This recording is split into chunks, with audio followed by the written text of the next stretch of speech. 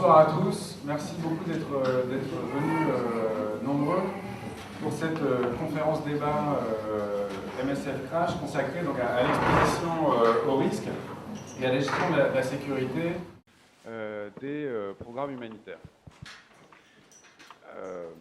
Donc si on a organisé cette conférence ce soir, c'est bien évidemment parce que la sécurité est l'enjeu régulier maintenant depuis plusieurs mois de débats récurrents au sein de notre association, au sein des différentes plateformes de discussion, que ce soit les conseils d'administration, les réunions des opérations, les réunions associatives, les réunions de desk, et que cet intérêt fait écho aux préoccupations grandissantes au sein du milieu humanitaire dans son ensemble pour les questions de sécurité. Alors, on assiste depuis une vingtaine d'années à un mouvement de professionnalisation de la gestion de la sécurité humanitaire qui s'accompagne de l'opinion répandue selon laquelle le travail des organisations humanitaires devient de plus en plus dangereux. Donc, ce sentiment repose notamment sur la multiplication réelle des incidents de sécurité auxquels les ONG sont confrontées.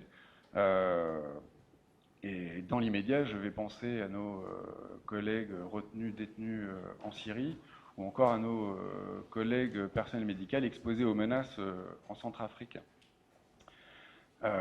Même s'il est bien difficile, avec les outils existants, de tirer des conclusions sur une quelconque détérioration de cette insécurité. Alors cette professionnalisation à laquelle je faisais référence un tout petit peu plus tôt, elle prend des formes diverses. On voit se développer des départements ou des référents sécu, ce qu'on appelle chez nous des Security Focal Points, dont toutes les sections MSF sont aujourd'hui dotées, et dont je pense que la très grande majorité des organisations humanitaires disposent également. On a vu se mettre en place des bases de données destinées à recenser les incidents de sécurité. On a vu également se créer des réseaux d'experts. On a vu se diffuser les guidelines. On a vu se multiplier les formations, soit en interne, soit mise en place par des prestataires externes auxquels MSF fait également régulièrement recours. Bref, on a vu l'émergence d'un champ professionnel et académique consacré à la sécurité, d'un marché, d'une assurance consacrée à la sécurité des humanitaires. Elle est à la fois, cette professionnalisation, cette spécialisation professionnelle, justifiée par qu'on peut appeler l'obligation morale et légale des organisations de prendre toutes les mesures raisonnables pour garantir la sécurité de leurs membres, censés faire face aussi, et peut-être surtout, à des nouvelles menaces. Et on pourra revenir lors des interventions de nos conférenciers de ce soir à cette question de l'apparition de nouvelles menaces, de nouveaux risques pour les organisations humanitaires. Donc on voit, y compris dans le champ académique, que ces préoccupations font l'objet d'études spécifiques montrant un intérêt grandissant pour le sujet, et mes deux collègues à droite et à gauche sont le signe évident de cet intérêt. Alors, un certain nombre de questions doivent être explorées. Sommes-nous réellement confrontés à une aggravation des dangers? On reviendra peut-être sur la difficulté à mesurer cette insécurité auquel font, je dirais, factuellement face les organisations humanitaires. Comment faire la part des changements de perception et de l'évolution des faits? Qu'est-ce qui ressort donc de ce dont on estime être les dangers réels et ce dont on pense, et des phénomènes auxquels on pense faire face en réalité? On peut également tenter de s'intéresser à la question de savoir quels sont les effets induits, quels sont les effets concrets de la professionnalisation de la gestion de la sécurité. Et on en aura un exemple un peu plus tard à Haïti. Donc ces questions, elles sont celles qui agitent MSF, mais pas seulement. C'est pourquoi nous avons souhaité que cette conférence soit également ouverte à l'ensemble du milieu humanitaire et du public intéressé par la question. Et il nous a paru judicieux de contribuer à ces réflexions en invitant deux universitaires qui se sont récemment penchés sur la question de la sécurité au sein du milieu. Deux universitaires qui ne sont pas des experts de la sécurité humanitaire, qui ne sont donc pas des opérationnels de la sécurité, mais des gens qui jettent un regard spécifique sur les dispositifs sécuritaires. Donc, à ma droite, Bertrand Tête, il est historien, il est directeur du Humanitarian and Conflict Response Institute à l'Université de Manchester. Ses travaux ont depuis longtemps pour objet l'aide humanitaire, mais plus récemment, il s'est intéressé à l'histoire de l'exposition au risque chez les humanitaires. Et il a mis en chantier plus récemment un projet dont il vous parlera plus amplement. À ma gauche, Arnaud Dandois, lui, est criminologue. Ses recherches s'intéressent spécifiquement à la question de l'insécurité humanitaire. Il est l'auteur de Humanitarian Insecurity, Risk and Moral Panic, Toward a Criminal Criminology of Aid, et vient de publier une étude concernant les dispositifs sécuritaires des humanitaires à Haïti, et c'est en particulier pour nous présenter ce travail que nous avons souhaité l'inviter ce soir. Donc, on tentera d'aborder deux séries de questions non exclusives, et donc on espère bien pouvoir aller au-delà de ces deux questions-là. La première sera de savoir si on peut discerner des évolutions notables de la perception du risque parmi les organisations humanitaires, et si oui, comment peut-on les expliquer. Et la deuxième, donc en prenant spécifiquement appui sur l'exemple haïtien, quels sont les effets induits par la professionnalisation de la gestion de la sécurité. Donc c'est Bertrand qui interviendra le premier, pour une vingtaine de minutes, puis Arnaud. Et au terme de ces deux interventions, on engagera le dialogue avec vous autour de ces deux interventions. Et pour aborder d'autres sujets liés à la sécurité au sein du milieu humanitaire, si vous le souhaitez. Bon, je suis historien, donc je n'ai pas beaucoup d'expérience de terrain. Je me rends parfaitement compte que parmi vous, il y a des gens qui ont une expérience du risque, du danger, qui surpasse infiniment tout ce que j'ai envie personnellement de prendre connaissance. Donc, mon propos est un propos qui va rester un peu historique, et mon but, c'est de poser des questions plutôt que de répondre. Donc, vous me pardonnerez si je ne vous donne pas un récit complet du risque et du danger. Mais par contre, j'aimerais bien soulever quelques questions. Et je vais commencer par une citation des archives de MSF. Ça a été écrit en 1996, et je vais vous le lire. C'est une citation un peu longue, mais elle est intéressante. Ce qui s'est passé en Tchétchénie nous a tous mis un coup de massue, parce que nous connaissons des gens qui travaillent là-bas, parce que c'est 6 d'entre nous, des humanitaires, qui ont été victimes, et parce que c'est un assassinat prémédité. Je vous joins des AFP. Nous avons décidé de suspendre dans un premier temps nos activités par solidarité et de nous donner le temps de comprendre et de décider de la suite. François, Jean et Vincent, le chef de mission, repartent tout de suite pour garder les contacts et voir si on peut encore travailler. Mais je crois que pour nous tous ici, comme pour Vincent et François, il va être très difficile de faire un choix. Ce drame est la conséquence d'une agression tout à fait nouvelle vis-à-vis des humanitaires. Pour des raisons strictement politiques, 6 personnes ont été assassinées, pas pendant leur travail, mais pendant leur sommeil, pas par accident, ou dans l'agitation ou le stress d'un combat, ou d'un contrôle, mais avec une préparation minutieuse, pas par des soldats incontrôlés, mais par un commando désigné avec un objectif assigné. C'est dur. Le CICR, qui a payé très cher sa présence et ses activités, ne se souvient pas de tels actes contre ses membres.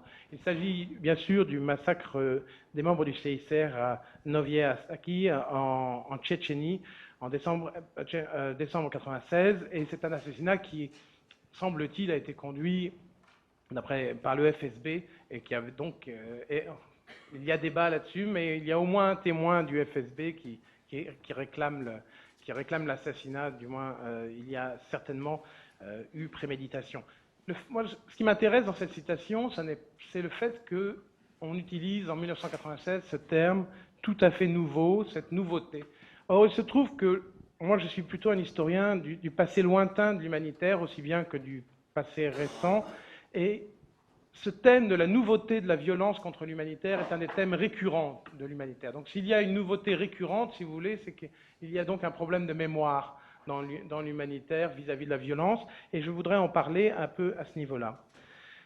Il y a aussi que, c'est assez intéressant, mais ça c'est plus la petite anecdote, c'est ayant écrit un papier avec une collègue de MSF Genève, il y avait un commentaire de bas de page qui nous a été envoyé par un des lecteurs du CICR, disant c'est très intéressant, mais les références au conflit de 1870-71 sont peu révélatrices, car de l'avis de tous, la Convention de 1864, la Convention de Genève, était largement méconnue par les troupes.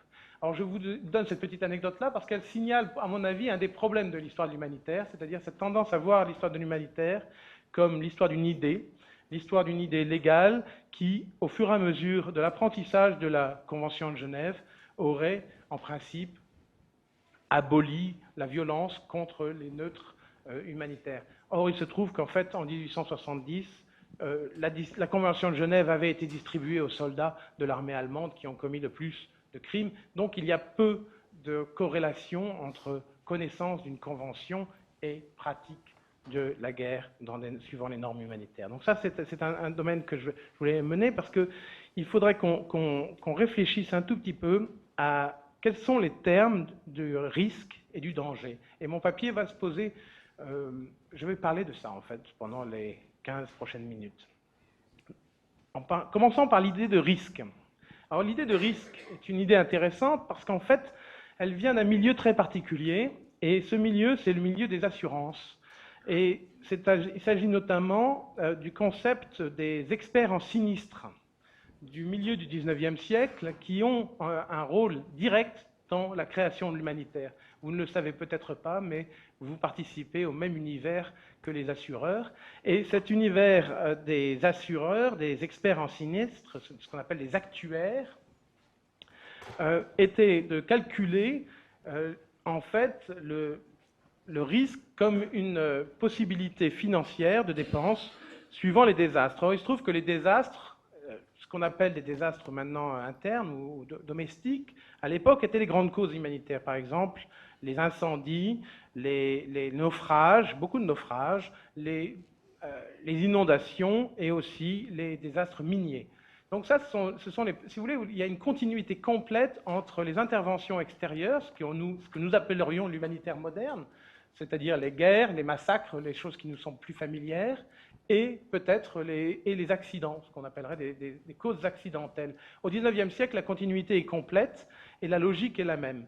Or, il se trouve que les actuaires tentent d'établir la responsabilité financière. Donc le risque, au départ, ça parle d'argent, ça parle de ressources. Et ça, ce n'est pas anodin, si vous voulez, quand on conçoit la notion de risque dans le départ, et donc le risk assessment, tout ce qui est le calcul du risque, c'est un calcul d'actuaire, un calcul qui fondamentalement est probabiliste, est un calcul probabiliste et un calcul de statisticien.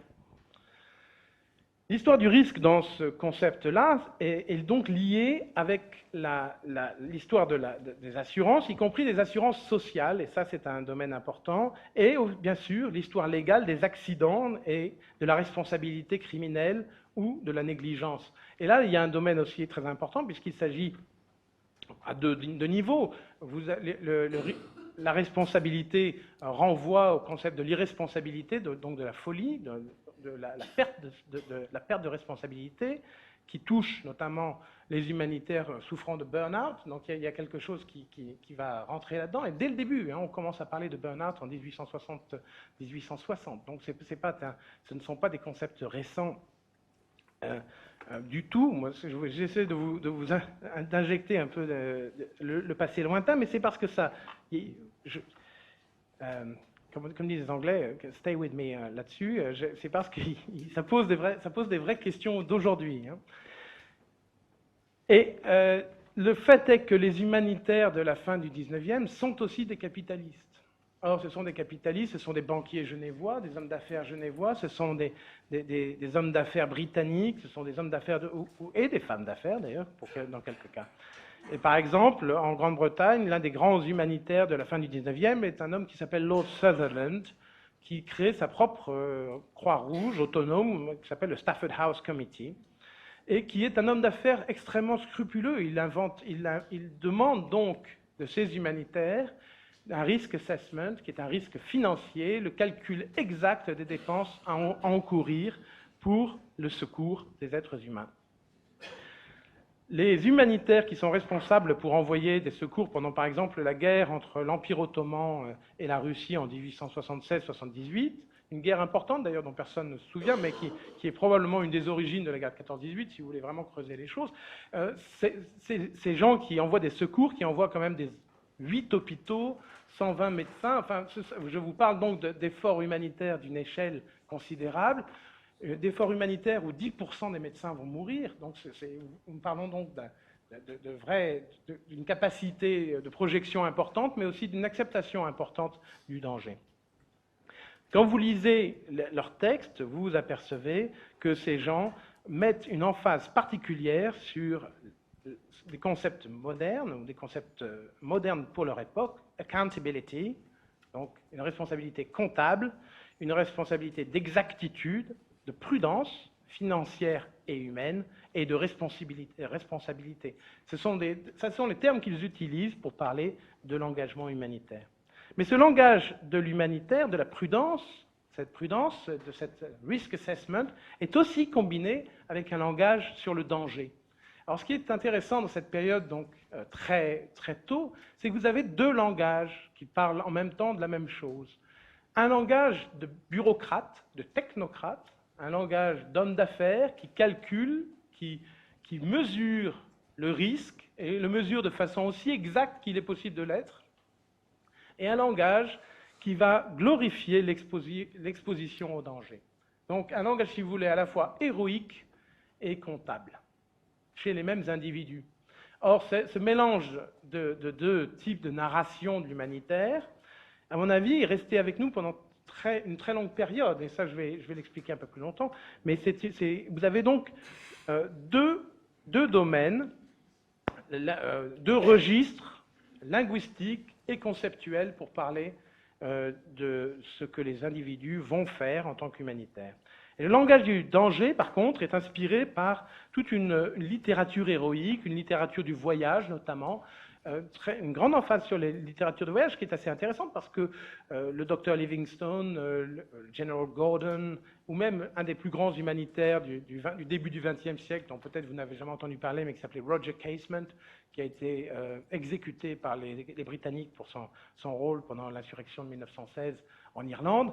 Roger Casement, ce sont des gens qui parlent de l'humanitaire comme ils parlent de l'aventure. Ils parlent de l'aventure et de l'humanitaire dans le même registre. Mais je trouve que ça, c'est un langage qui n'a pas entièrement disparu. Je ne sais pas si Jacques Pinel est là, il n'est peut-être pas là, mais dans un entretien que j'avais fait avec lui il n'y a pas longtemps, en parlant des pionniers de la logistique chez MSF, il y a une emphase sur on recrutait principalement des routiers parce que c'était des gens qui avaient ce sens pratique, ce sens de l'aventure, qui étaient capables de faire des choses un peu aux marges avec des bouts de ficelle. Cette emphase donc sur la capacité d'innover parce qu'on est des voyageurs, parce qu'on est des aventuriers avec un petit A peut-être, ce côté-là, ce côté d'expérience de terrain, a été utilisé avec des outils linguistiques qui datent d'il y a plus de 100 ans. Donc il n'est pas surprenant que vous avez, et même, bon, si vous lisez l'œuvre complète de certains grands hommes français, je pense à Kouchner par exemple, je dis ça de façon totalement sobre, je ne comprends pas. Si vous lisez les égos narratifs, je pense que c'est un terme assez exact, les égos narratifs de Kouchner, le recours au langage du roman d'aventure est quelque chose qui va vous frapper. Maintenant que je vous l'ai dit, vous allez les lire et vous allez sans aucun doute apprécier. Mais ce langage est aussi compatible avec un côté de calculation froide. Et ça, vous le retrouvez chez Henri Dunant, le texte fondateur, la Bible des humanitaires, que tous vous avez lu sans aucun doute.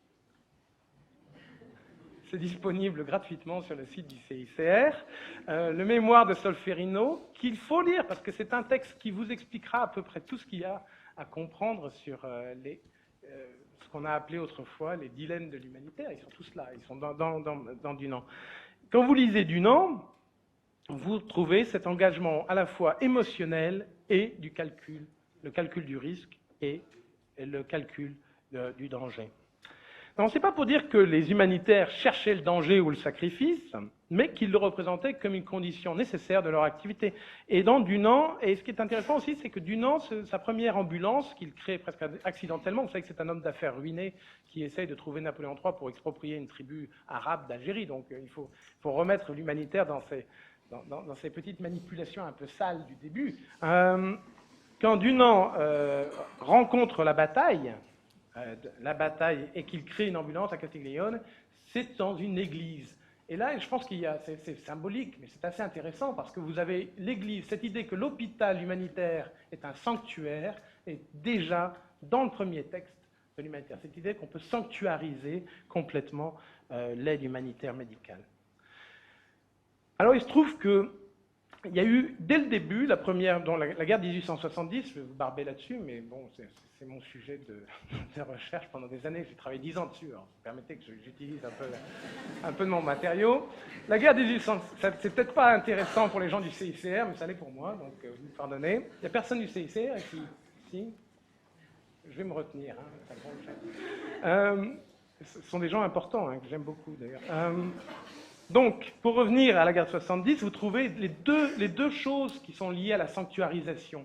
C'est-à-dire que vous avez en même temps des sanctuaires violés, détruits, bombardés, systématiquement bombardés avec des canonniers qui utilisent le drapeau rouge parce qu'il est plus pratique de viser le drapeau rouge que de viser dans l'abstrait. Donc, il est utilisé de façon cynique, si vous voulez, dans une attaque systématique contre les humanitaires de l'époque, mais il est aussi utilisé d'une autre façon, systématiquement par les Français, par exemple, pour essayer de sanctuariser leur domicile. Donc, mettre un drapeau à la Croix-Rouge, quand les Allemands arrivent au Mans, ils sont frustrés de ne pas pouvoir se cantonner dans les logements, parce que tous les Français, quasiment, ont mis un drapeau avec la Croix-Rouge devant leur maison, en disant « ceci est un sanctuaire ». D'ailleurs, j'ai peut-être même un malade dans ma maison, tentatives de créer des hôpitaux sanctuarisés. Donc, l'enjeu de la sanctuarisation humanitaire est déjà parfaitement compris en 1870. Mais le fait qu'il soit compris ne veut pas dire qu'il soit respecté, ni même d'ailleurs qu'il soit nécessairement respectable. Donc, la négociation de la neutralité en pratique et l'utilisation d'emblèmes que tout le monde accepte n'a jamais été donc un fait indéniable.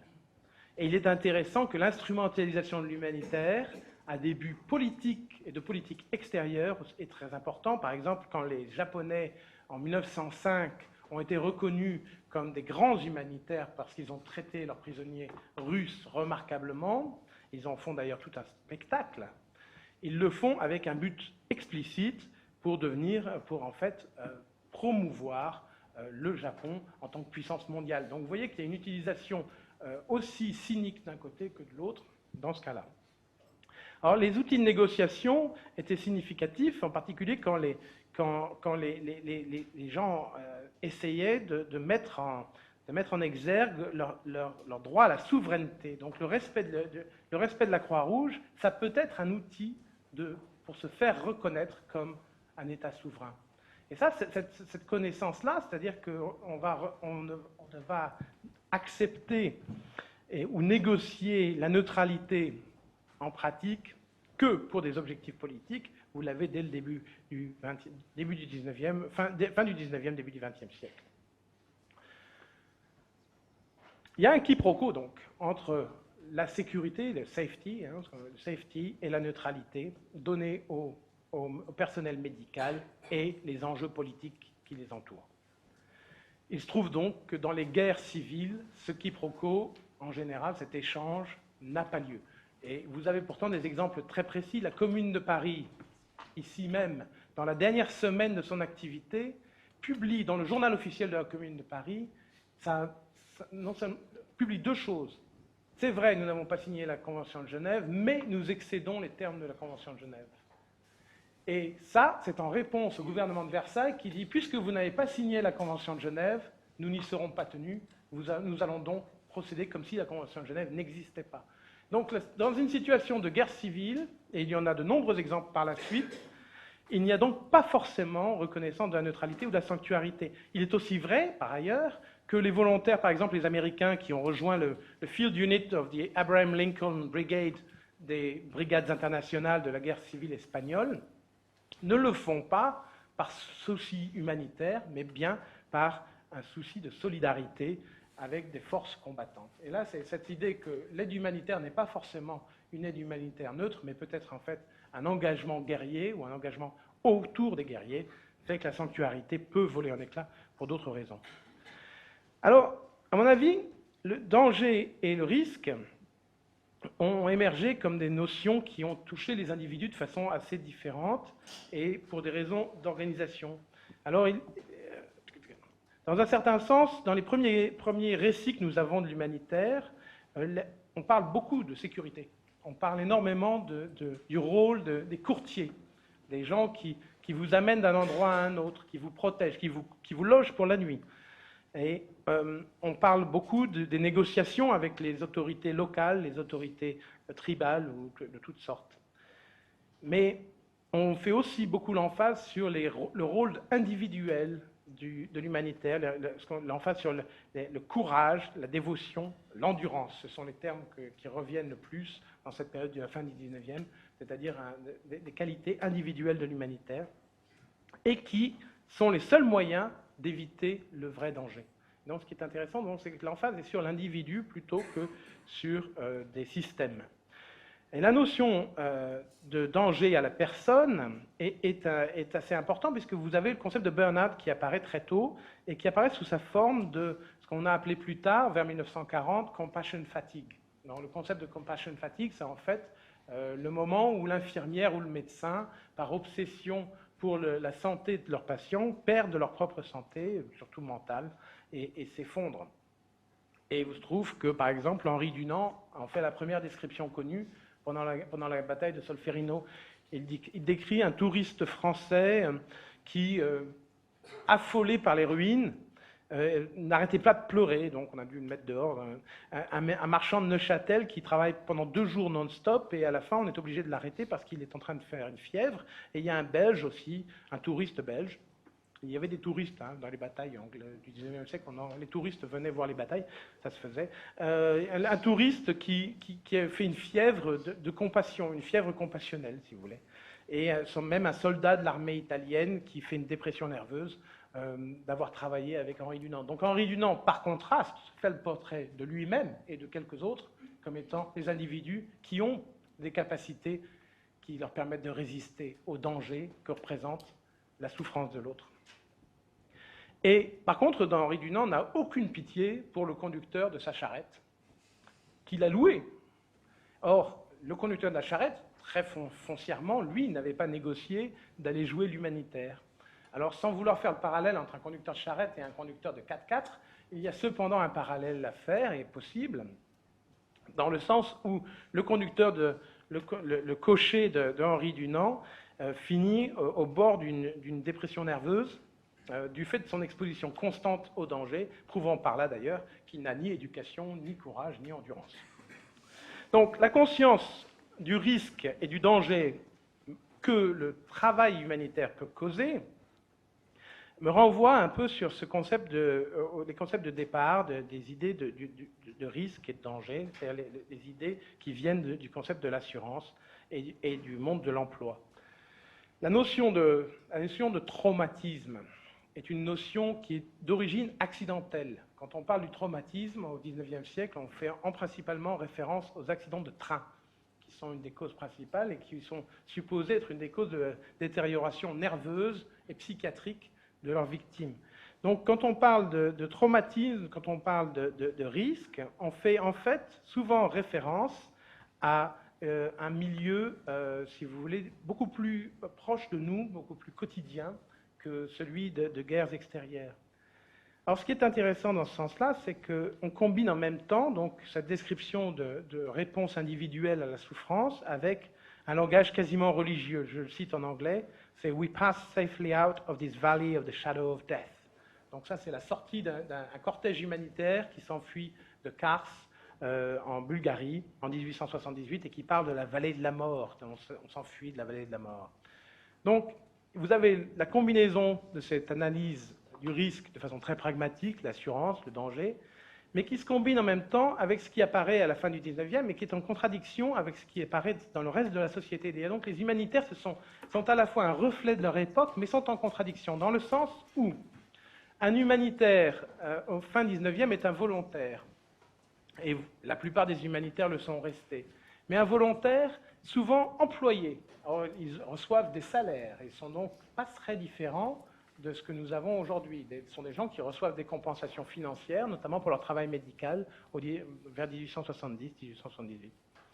Donc, qui sont employés, ils sont signalés par leur emploi qu'ils acceptent un contrat. Cependant, l'employeur ne s'engage pas selon les termes qui sont en train de changer à la même époque, c'est-à-dire la responsabilité de l'employeur vis-à-vis de ses employés.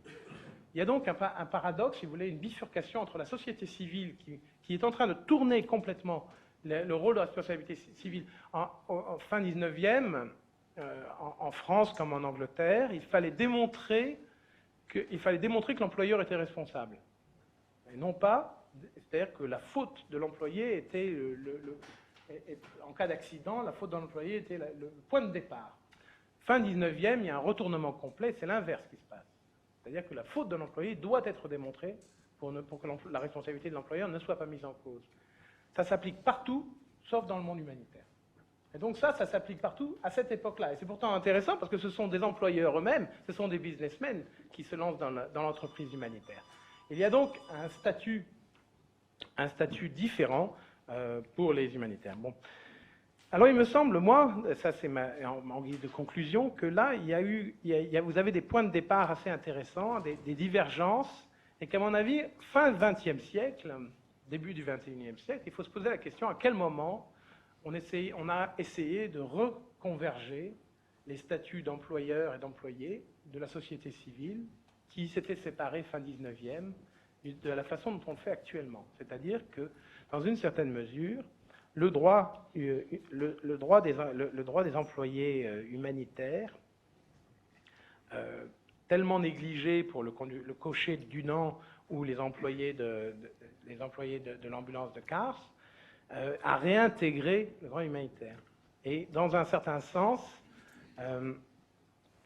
l'assimilation qui se fait entre ce droit normal, le droit de l'employeur tel qu'il existe, par exemple, dans une boulangerie et entre l'humanitaire, est-il tenable? C'est une question que j'aimerais poser, et c'est une question qui, à mon avis, vaut la peine d'être revue. Il y a aussi, il me semble, des glissements linguistiques qui ont eu lieu. Alors, le fait que, par exemple, le risque devienne assimilé au danger. Les deux choses ne sont pas la même chose, ne sont pas les mêmes, et pourtant, risque et danger deviennent presque synonymes.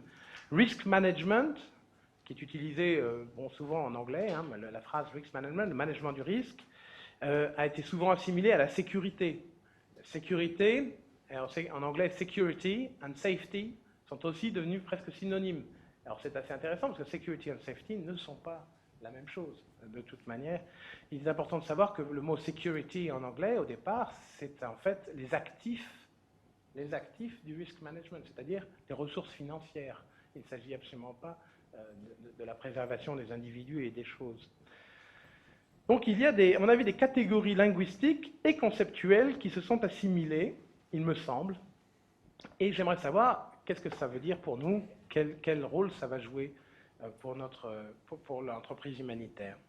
Alors je voudrais, j'ai une petite citation d'Orbinski qui va me servir quasiment de conclusion, et qui, à mon avis, est assez révélatrice. C'est une citation d'Orbinski. Il l'attribue à une Johnny en Somalie en 1992. Ça vient de son livre Le cauchemar humanitaire, disponible chez Music Entertainment Books, à Marne-la-Vallée. Ah non, mais on cherche ses sources quand même. Hein, Alors, et la citation de James Orbinski, elle va comme ceci. Si nous sommes tués, les ONG se retireront, il n'y aura plus personne pour payer leur raquette de protection ou les salaires. Ils nous veulent effrayés et vivants. Donc, tu devrais être effrayé et heureux parce que cela veut dire que tu peux travailler.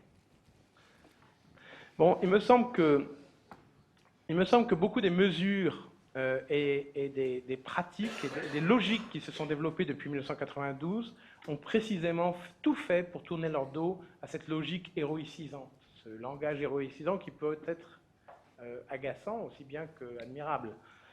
Et dans un certain sens, il y a peut-être un problème dans le fait que la sécurité en tant que concept est un concept de nature inflationniste, c'est-à-dire qu'on n'est jamais assez sûr. Moi, j'ai fait un security, parce que je le fais pour mes étudiants. Vous savez, s'ils partent faire du terrain, il faut que je fasse un risk assessment. J'en suis venu à la conclusion que laisser traverser la rue à mon étudiant était un risque que je n'avais pas évalué correctement. Et vous pouvez faire une multiplication de risk assessment jusqu'à l'horizon. Il y a donc un problème dans la logique du risk assessment, dans cette logique inflationniste.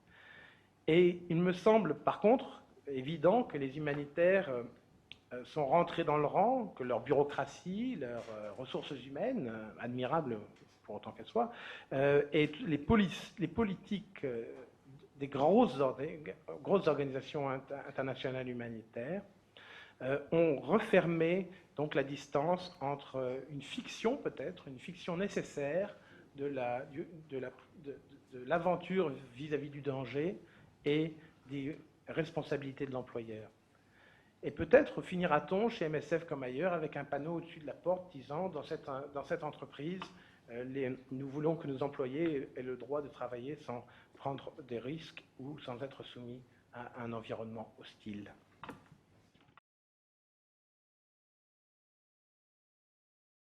Alors, bonjour à tous. Déjà j'aimerais remercier le Crash de m'avoir invité à présenter les conclusions du rapport. Je ne sais pas si certains l'ont déjà lu. Ça c'est la version courte, la version longue était de 80 pages. On m'a demandé d'en faire une de 40 pages, qui reste encore beaucoup, mais je sais qu'il y a beaucoup de rapports à lire, mais il est disponible sur Internet, donc n'hésitez pas à le consulter. Pourquoi la criminologie? Pourquoi pas? Déjà la criminologie, je sais qu'en France, ce n'est pas une discipline reconnue. Elle a très mauvaise presse. Ce qui n'est pas le cas en Belgique, ce qui n'est pas le cas en Angleterre, où j'ai fait ma thèse en criminologie. La criminologie n'est pas vraiment une discipline, c'est plus un ensemble de perspectives par rapport à un objet d'étude précis, l'acte criminel ou alors la réaction à l'acte criminel. De perspectives qui sont variées, ça peut être la psychologie, ça peut être le droit, ça peut être la sociologie. Ces différentes perspectives s'entrechoquent l'une par rapport à l'autre. Ce qui fait la différence par rapport aux autres, c'est justement cette multidisciplinarité qui rend la recherche assez riche, donc à travers les conflits qu'elle engendre. L'autre chose que je trouvais assez intéressante, c'est le fait que la criminologie n'a jusqu'alors que très peu touché des problématiques de conflits armés ou des problématiques humanitaires en général. Il y a une criminologie de la guerre qui est en train de se développer, une criminologie du génocide, mais c'est encore très limité par rapport à l'ensemble de la discipline qui s'occupe ou qui traite essentiellement de problématiques domestiques. Tout ce qui est à l'étranger, enfin tout ce qui est les conflits armés, etc., c'est plus les relations internationales ou les sciences politiques. Donc l'idée, c'est pas d'accaparer ce sujet pour les criminologues, mais c'est d'apporter les théories, les concepts que les criminologues ont développés pour aider à comprendre un phénomène, en l'occurrence les crimes contre les humanitaires ou l'insécurité contre les humanitaires ou les risques. D'ailleurs, même en criminologie, on parle de plus en plus, de moins en moins on parle de crimes, mais on parle de risques. Et un risque est devenu, le risque du crime est devenu un risque comme un autre. Donc c'est effectivement une évolution au sein même de la discipline de la criminologie qui est intéressante. Donc voilà, c'est un rapport que j'ai écrit pas sur l'acte criminel, pas sur la criminalité à Port-au-Prince, mais plutôt sur la réaction de la communauté humanitaire ou des organisations humanitaires par rapport à la menace, qui est souvent présentée comme endémique ou comme omniprésente. Je reviendrai sur le fait que le but de mon rapport n'est pas de minimiser la menace, qui est bien réelle, mais justement le fait que cette menace soit réelle oblige à prendre un peu de recul par rapport aux diagnostics qui sont un peu catastrophistes sur la menace à Port-au-Prince. Je précise aussi que ma recherche portait sur Port-au-Prince, sur l'aire métropolitaine de Port-au-Prince, et pas dans les provinces. La menace dans les provinces est différente, tout aussi méconnue, et les politiques de sécurité des ONG sont aussi différentes en province par rapport à Port-au-Prince, dans la capitale. C'est un rapport qui a fait couler beaucoup d'encre. D'ailleurs, dans ma présentation, je vais parler essentiellement de la réaction par rapport à la publication du rapport, qui est pour moi tout aussi intéressante que les conclusions du rapport en lui-même. La manière dont les gens ont réagi au contenu veut dire beaucoup sur la manière dont on perçoit la sécurité ou l'insécurité aujourd'hui. De toute manière, si ce que j'ai écrit a pu faire réagir, ça peut être que pour un mieux. C'est une question tellement importante qu'elle mérite qu'on en débatte comme aujourd'hui et qu'on y apporte des critiques constructives. C'était un des objectifs du rapport, jeter un pavé dans la mare. Pas pour créer la polémique, pas dans un esprit dead bashing. Alors on a pu nous reprocher à l'URD qui a commissionné cette étude, on a pu reprocher de faire du bashing humanitaire, qui est une critique un peu rapide, qui consiste à ne pas traiter des problèmes de fond, ou plutôt à les contourner. Donc je remercie le CRAJ d'avoir saisi ce pavé, d'avoir organisé ce débat aujourd'hui. Il existe encore beaucoup de réticences, voire d'hostilité par rapport aux thèses à contre-courant et qui mettent en question la légitimité et le bien fondé des règles de sécurité des ONG. Après avoir publié ce rapport, il y a eu une levée de bouclier de la part principalement des responsables de sécurité. Ceux-ci s'offusquaient ou se scandalisaient du fait qu'on puisse remettre en question non seulement leur travail, mais aussi leur statut, leur autorité. Selon moi, en écrivant un rapport qui rompt avec le discours dominant des experts, le but était de rétablir un certain équilibre. L'idée, c'était d'écrire ce rapport du point de vue des humanitaires. Ceux qui ont lu le rapport verront qu'il y a énormément de citations. C'était de leur prêter une voix ou de leur donner une parole qui est trop souvent confisquée par les experts en sécurité. L'idée n'est pas non plus de faire une critique gratuite contre les experts. L'objectif est le même. Au final, améliorer la sécurité du personnel et au final la qualité de l'aide humanitaire. Les solutions pour y parvenir diffèrent, cependant, j'y reviendrai un peu plus tard. De manière générale, du point de vue où ce rapport est écrit du point de vue des humanitaires et que ceux-ci ne partagent pas souvent le point de vue de leurs responsables de sécurité, on peut imaginer qu'un tel rapport ait pu faire grincer des dents. On verra ici dans les discussions qu'on aura ensemble si vous partagez le point de vue ou quel point de vue vous partagez. De toute façon, toute critique ou toute discussion est positive. J'ai essayé de balancer le parti pris pour les humanitaires par une approche sociologique et par une méthodologie précise. Au jour d'aujourd'hui, la littérature qui existe sur le sujet est essentiellement technique et axée sur la pratique. Bertrand a bien expliqué comment mesurer les risques. C'est une approche de calcul actuarial, comment mesurer les risques afin de pouvoir déterminer quel est le seuil le plus acceptable de risque. Ou alors d'autres questions, telles que par exemple, à quelle heure faut-il imposer un couvre-feu? Est-ce que les humanitaires peuvent marcher dans la rue? Et si oui, dans quel quartier? À ce niveau, le rapport, et on attend souvent d'un rapport d'un consultant qu'il propose ou qu'il écrive assez vite ses recommandations, ses conclusions. Ce rapport a donc pu paraître un peu décevant pour ceux qui espéraient un code de bonne conduite. Justement, cette idée de bonne conduite m'intéresse en tant que soi et j'y reviendrai un peu plus tard. Réguler la conduite des humanitaires, on verra jusqu'où ça peut aller. Et ce qui m'a intéressé, en tout cas ce qui m'a interpellé, qui était à l'origine de mes recherches, c'était justement cette explosion du nombre de codes de bonne conduite, du nombre de codes de bonne pratique, de protocoles ou de manuels de sécurité depuis une vingtaine d'années.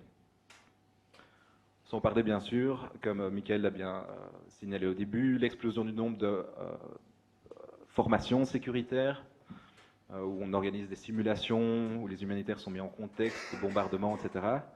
Le nombre de workshops, de conférences, de séminaires sur la question. Donc la question que je m'étais posée, qui est au départ de ma réflexion, c'est comment se fait-il que la communauté humanitaire réagisse avec autant de force, avec autant d'émotion et avec autant de vigueur à une problématique qui n'a pas fondamentalement évolué depuis, en réalité, comme tu l'as signalé, depuis la création du CICR en 1863.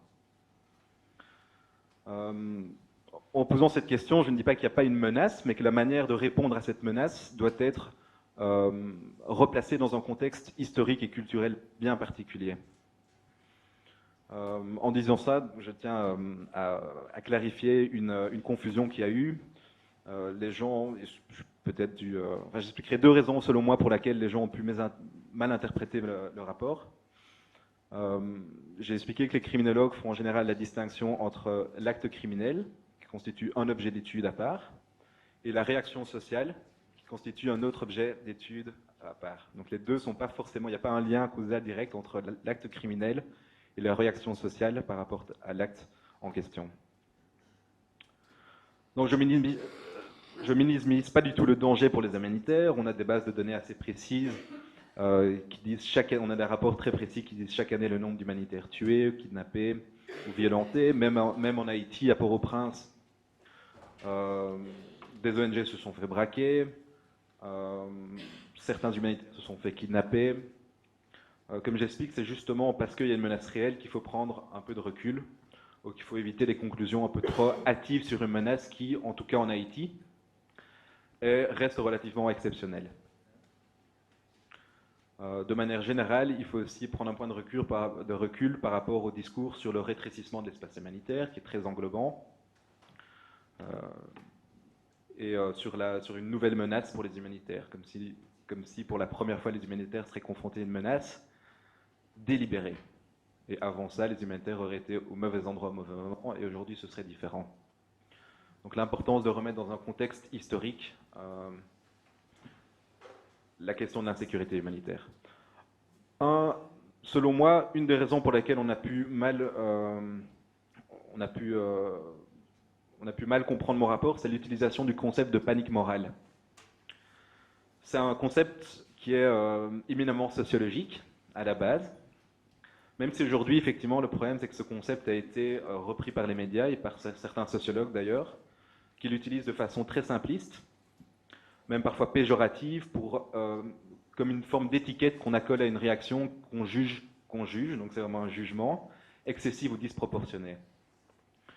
Selon moi, la réaction n'est pas disproportionnée, elle est proportionnelle par rapport au bouleversement qu'a connu le champ humanitaire depuis 2 décennies. Donc au départ, ce concept est sociologique, il vise à comprendre la construction d'un problème social. Donc on appelle ça l'approche constructiviste. Et pourquoi cette question-là est devenue aujourd'hui un problème social? Qui a participé à la construction de ce problème social? Là, on retrouve par exemple le rôle des médias, le rôle des experts, le rôle des statistiques. Si la menace n'est pas nouvelle, pourquoi est-ce qu'aujourd'hui on a une batterie de statistiques qui existe, une batterie ou énormément de bureaux répartis dans différents pays dont le but c'est de récolter les données ou les informations? C'est aussi toujours dans une logique actuariale où il s'agit de mesurer la menace, avoir le maximum de données. On est limite parfois débordé par le nombre de données. Donc c'est ça. Donc l'idée c'est que le concept de panique morale, je ne l'ai pas utilisé pour simplement, en anglais on dit debunking, c'est pas simplement pour déconstruire une menace qui n'existerait pas. La menace est bien réelle, mais il faut la replacer dans un contexte. Par contre, une panique morale, soit elle disparaît au fil du temps, soit elle a des conséquences opérationnelles et même sociétales ou sociales importantes. Une des conséquences que l'on reconnaît sur le terrain, c'est celui de la bunkérisation des agences humanitaires. C'est un phénomène qu'on observe un peu partout à travers le globe, entre autres en Haïti. Et c'est un phénomène donc c'est de la première réaction de la communauté humanitaire par rapport à cette panique morale, selon moi, c'est la bunkérisation, qui s'accompagne d'un processus beaucoup plus long de rationalisation des pratiques humanitaires, entre autres de la sécurité. Une question de responsabilisation et même de moralisation. Il ne s'agit plus en tant que tel de résoudre la menace, mais de la minimiser en responsabilisant les humanitaires afin qu'ils soient capables de prendre des décisions rationnelles et prudentes. De nouveau, on rejoint ce que Bertrand a dit en disant c'est du prudentialisme ou du rationalisme, il s'agit de tout mesurer. On voit souvent ça avant d'aller sur le terrain ou même dans d'autres contextes. Une des questions qui revient souvent, c'est est-ce que vous avez fait un risk assessment? Cette rationalisation et cette moralisation des humanitaires va jusque dans l'intimité des humanitaires eux-mêmes. Tous les détails de leur vie quotidienne sont, en tout cas selon mes observations, tous les détails de la vie quotidienne des humanitaires doivent être programmés. Même parfois les relations amoureuses doivent être gouvernées, au nom toujours de la sécurité, qui devient le seul critère d'appréciation des comportements au quotidien.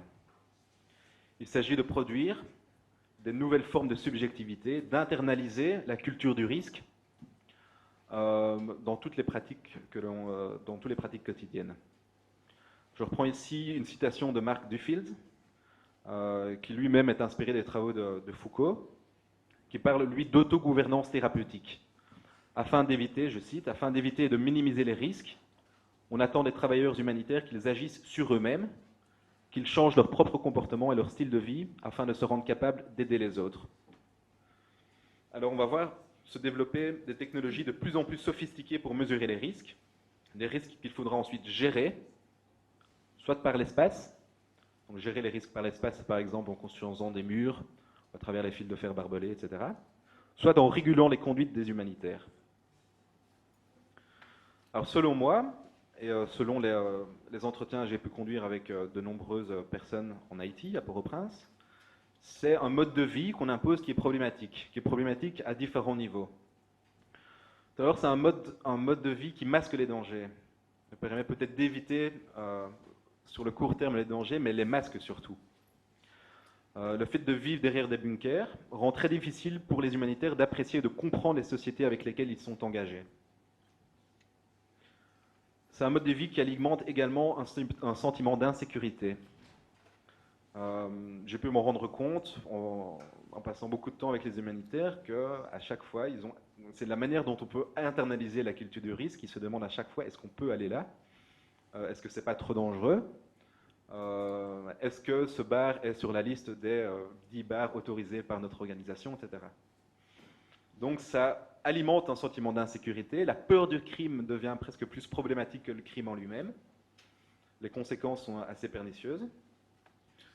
Ça alimente aussi un sentiment de méfiance envers la population locale. L'humanitaire devient aujourd'hui obsédé par les notions de risque. Des notions du risque qui reflètent en général plus un état d'esprit craintif qu'une réalité objective. On pourra revenir après, si vous le souhaitez, sur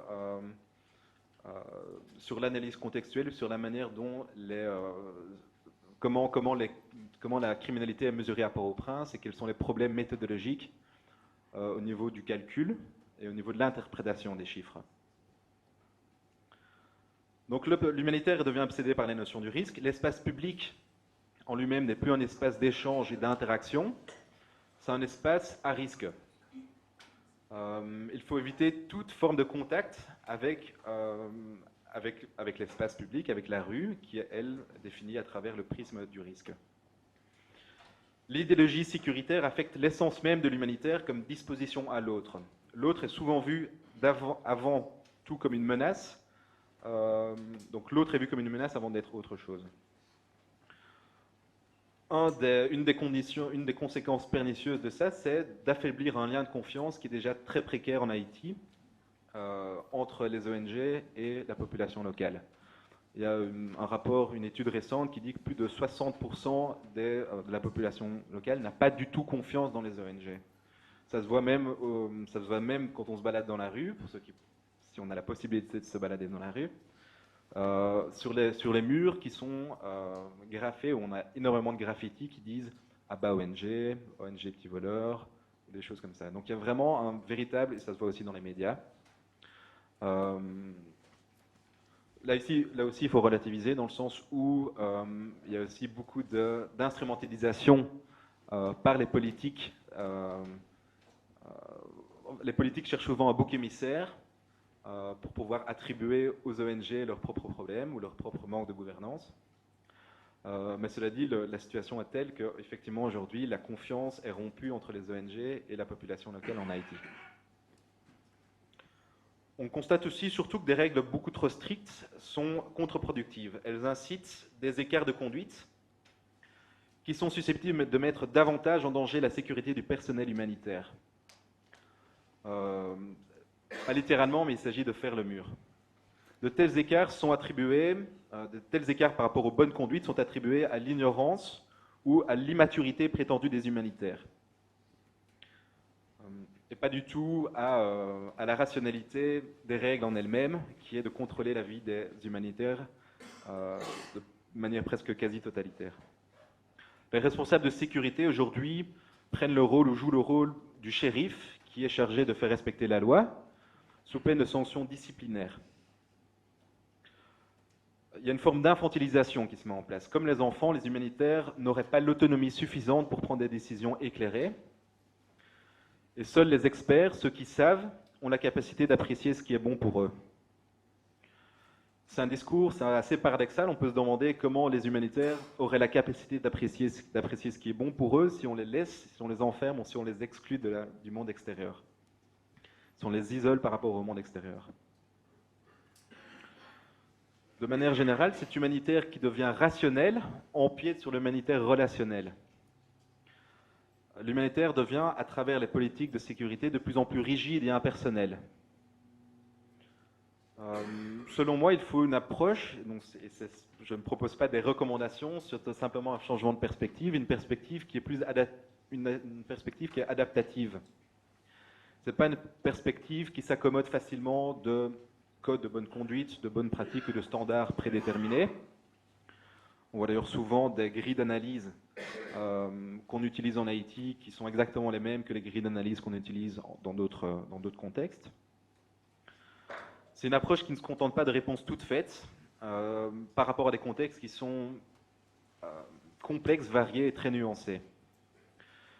Les compétences qui sont nécessaires doivent être plus souples et plus intuitives que celles que l'on demande aux responsables de sécurité. C'est une approche qui, selon moi, doit être aussi expérimentale et diversifiée. Diversifiée dans le sens où aujourd'hui, un bon nombre de règles de sécurité sont mises en place par mimétisme organisationnel. On se demande comment assurer la sécurité, on va voir ce que fait l'autre. En fonction de ce que fait l'autre, on va répliquer la même chose. C'est à ça aussi que sert, c'est aussi une des raisons pour laquelle il y a énormément de benchmarking. L'idée, c'est de regarder toutes les pratiques qui sont faites par les autres ONG. L'idée, c'est qu'on préfère se tromper tous ensemble plutôt que d'être le seul à avoir raison. C'est problématique. Selon moi, il faut encourager une diversité dans les réflexions et dans les pratiques. C'est enfin une approche qui doit être collective. Elle doit rompre avec l'autorité de ceux qui imposent des règles afin de mobiliser tous les acteurs pour mieux répondre aux problèmes de l'insécurité. Donc voilà, comme je viens de le dire, c'est une perspective, c'est pas une recommandation, c'est pas une bonne façon de faire, c'est pas la meilleure façon de faire. Pour conclure avec ce que Bertrand avait dit, l'approche rationnelle est une approche parmi d'autres. Les experts ont souvent tendance à dire que l'approche rationnelle est la seule légitime. C'est la seule qu'il faut imposer, que les personnes doivent intérioriser. Il y a différentes manières de penser la sécurité. Voilà, on va voir si on peut en discuter avec vous après. Bonsoir, merci beaucoup. Je suis Lisa Vader, je suis stagiaire chez MSF et étudiante, et je travaille sur les questions de privatisation des fonctions de sécurité, justement. Et je voulais enfin, c'est plus une remarque que j'ai à vous faire. Si en effet vous dites que ce ne sont pas vraiment de nouvelles menaces du fait que le métier d'humanitaire est presque par définition lié à certains risques, mais néanmoins les conflits ont une configuration quand même différente depuis un certain nombre d'années qui font que les menaces se multiplient et justement parfois la frontière est assez floue entre les acteurs humanitaires. Enfin, les acteurs sur le terrain se multiplient et à côté d'humanitaires, il y a les militaires qui parfois ont des fonctions presque humanitaires aussi, enfin de sécurité. Il y a des entreprises qui assurent la sécurité et peut-être que voilà, au niveau des populations, c'est dur de distinguer le rôle de ces différents acteurs et que du coup les humanitaires sont plus exposés si la différenciation est floue et si justement ils sont enfermés, comme vous pouvez le dire, dans des zones très sécurisées. Et voilà. Et c'est la vision que partage De Phil que vous avez citée, justement. Donc, voilà. Bon, moi, je ne crois pas à l'existence des guerres nouvelles. Donc, non, je ne suis pas d'accord avec votre analyse. Dans ce sens-là, c'est vrai qu'il y a des acteurs différents, mais chaque contexte est différent. Donc, il me semble que ce qui nous impose le débat, c'est... Moi, mon propos n'était pas là-dessus, d'ailleurs, mais c'est qu'il me semble qu'il faut vraiment une analyse contextuelle.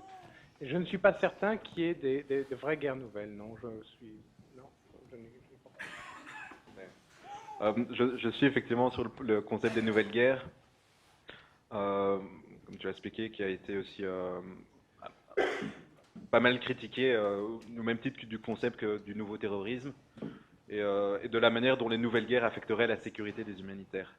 Au niveau de la confusion, c'est aussi une thèse qui rentre dans le discours du dominant, selon laquelle on ne saurait plus, les belligérants ne feraient plus la différence entre les humanitaires et les militaires. Donc c'est une thèse qui revient souvent, mais qui est, en tout cas dans certains contextes, parfois difficilement soutenable. Il y a un auteur, donc Laura Hamon, qui a écrit sur cette thèse de la confusion. Elle dit qu'en général, les belligérants sont très conscients, ne sont pas confus, mais sont très conscients de l'image que les humanitaires veulent donner d'eux-mêmes, ou du rôle qu'ils jouent dans les conflits. Elle dit que ce sont les humanitaires eux-mêmes qui sont confus du rôle qu'ils jouent dans les conflits. Il n'y a pas le mélange des genres. Il y a effectivement un mélange des genres, mais les belligérants, s'ils attaquent les humanitaires, c'est pas par confusion. C'est justement pour envoyer un message fort à la communauté humanitaire par rapport à leurs revendications. Pendant des années, disons entre 92 et 2003-2004, le discours, d'une part, du ciblage des populations civiles, une sorte de nostalgie des bonnes guerres d'antan, où, paraît-il, seuls les combattants étaient ciblés par opposition aux nouvelles guerres, parce que le thème des nouvelles guerres, de la même façon que Bertrand le rappelait tout à l'heure, il est lui-même récurrent. Il y a sans doute des nouvelles guerres, par exemple par rapport à celles qui voyaient l'arrivée de touristes. On imagine mal aujourd'hui des touristes aller voir ce qui se passe au Mali, quoique, peut-être que... Enfin, il y en a, mais disons que ce n'était pas une pratique aussi tranquille et établie à l'époque. Mais en effet, il y a quand même un tourisme de guerre, c'est vrai. Donc même ça ne résiste pas vraiment longtemps. En tout cas, ce que je voulais dire, c'est que dans cette décennie-là, cette douzaine d'années-là, la multiplication des incidents, c'est-à-dire des victimes d'agressions de toutes sortes, a été parallèle à l'augmentation, l'augmentation du nombre d'incidents a été parallèle à l'augmentation du nombre de travailleurs, de travailleurs humanitaires. Donc on élargissait la surface de contact, le risque restait le même, mais le chiffre absolu de victimes, lui, il augmentait. Mais en réalité, il n'y avait pas d'augmentation, et même il y avait certaines fois des diminutions. Les choses ont changé ces dernières années, ces 3-4 dernières années, ce qui redouble évidemment l'intérêt de la discussion, mais tout de même, il faut se souvenir que le discours de l'augmentation des risques n'est pas contemporain d'une augmentation des risques. Il est démenti par tous les chiffres dont on dispose à l'époque. Donc, on voit bien qu'il y a aussi une question de narrative, de description, de perception qui intervient là. Moi, il me semble, pour terminer, qu'il y a tout de même une donnée nouvelle, en tout cas, moi, dans mon esprit, elle s'impose comme ça, c'est la pratique du kidnapping et la singularité du choc que représente le kidnapping. Lorsqu'on a affaire à un meurtre, à un accident brutal, c'est extrêmement choquant, naturellement. Ça peut être très bouleversant, comme l'exemple que tu citais tout à l'heure, des 6 de Tchétchénie, naturellement. Mais d'une certaine manière, c'est un événement ponctuel. Le kidnapping, lui, il empoisonne, il contamine, il pourrit, il a un effet corrosif terrible. Et évidemment, on ne cesse de penser aux personnes qui sont là, les 5 qui viennent de se faire attraper en Syrie. Voilà, ils vont commencer à, eux aussi, travailler dans un esprit beaucoup plus que des gens, et c'est pas un jugement de quelque sorte que ce soit, que des gens qui seraient morts. Donc, je crois qu'il y a tout de même une singularité, enfin, il y a une spécificité à accorder à cette menace nouvelle, à ce danger perçu comme quand même extrêmement grave et angoissant, qu'est le kidnapping. Et puis, j'avais juste une remarque par rapport à, tout à fait, enfin, un peu incidente. L'usage du mot humanitaire lui-même, il est extrêmement labile, il est très...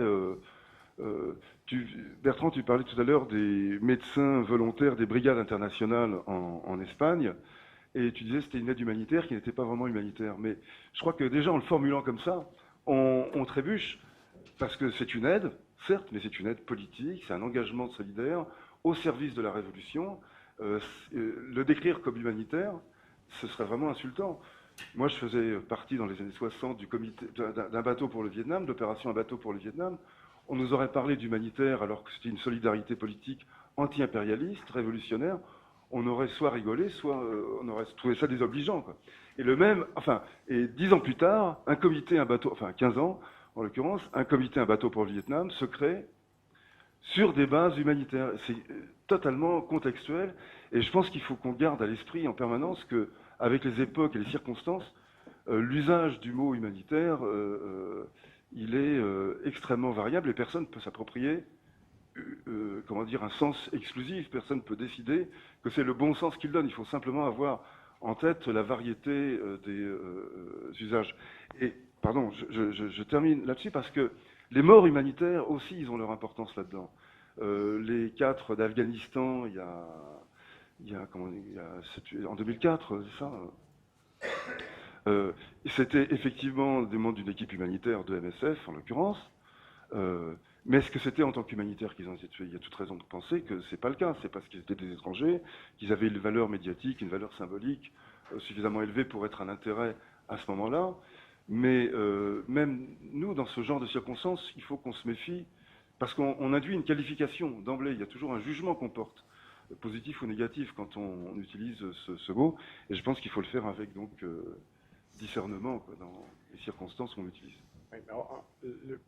Oui, tu as raison. L'argument que je voulais me faire pour justement les gens qui se sont portés volontaires, mettons pour se servir en tant qu'adjoints médicaux dans une guerre civile, c'est précisément que le risque prend une nature différente parce qu'il est là, il n'est plus du tout quelque chose de neutre contre lequel qu'on doit calculer, mais c'est la mesure de l'engagement. Donc là, il y a un changement de perspective fondamental entre ce type d'action et une personne du CSR pendant le même conflit. Il n'y a pas du tout la même approche au danger, dans la mesure où aller au danger quand on est dans les brigades internationales, c'est en fait démontrer son engagement. Voilà, c'était ça mon argument. Je m'appelle Agnès Simon, je prenais la parole après Rodi parce qu'en fait je suis de la même génération, donc pratiquement avant la guerre de 14-18 MSF. Donc je voulais en revenir sur ce que disait pour la bunkerisation. Moi en ce moment je ne suis pas sur le terrain avec MSF, je suis avec la chaîne de l'espoir à Kaboul. Et c'est vrai qu'à Kaboul c'est particulièrement difficile en ce moment et surtout... je sens très bien ce que tu disais, c'est-à-dire que cette bunkerisation nous empêche de sentir ce qui se passe, surtout qu'en plus il y a quand même un problème de la langue et de l'écriture, hein, on ne peut pas lire sur les murs ce qui nous concerne.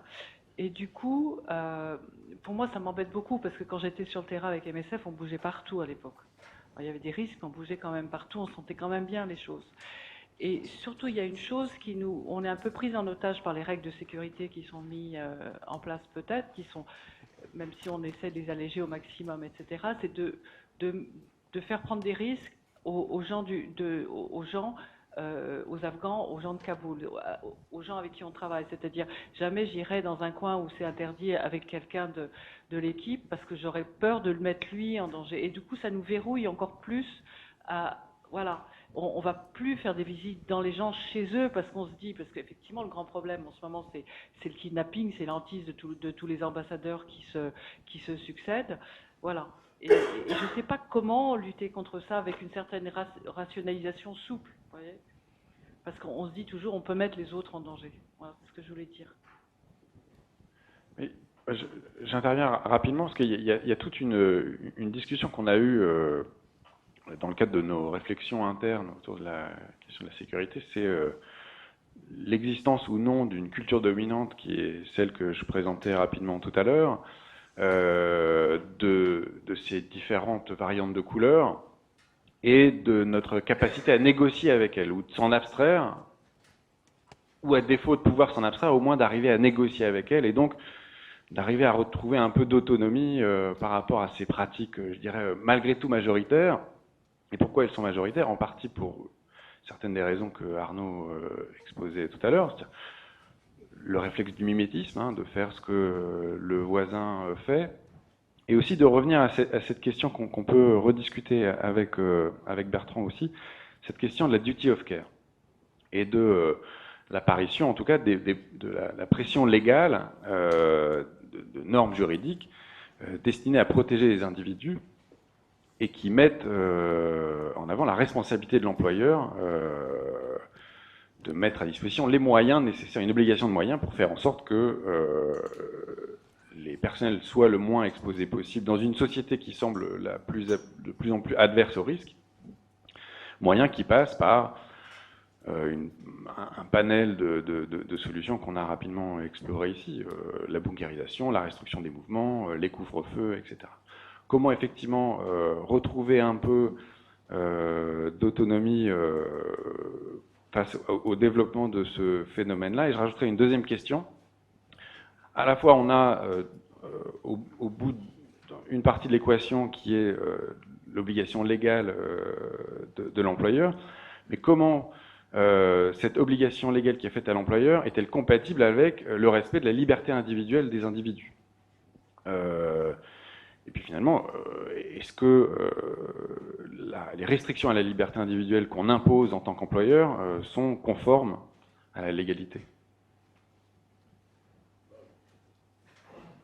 Moi, ce qui me fascine, vu de l'extérieur, hein, c'est le fait que pendant si longtemps, cette responsabilité de l'employeur n'est pas jouée de cette façon-là, alors qu'elle s'appliquait partout ailleurs, et même, je dirais même les armées ont commencé à prendre les responsabilités de l'employeur beaucoup plus sérieusement que les humanitaires, beaucoup plus tôt. Donc ça, c'est un phénomène un peu curieux que je trouve assez intéressant en soi, que sociologiquement, pendant si longtemps, vous avez réussi à vous abstraire de ces carcans-là.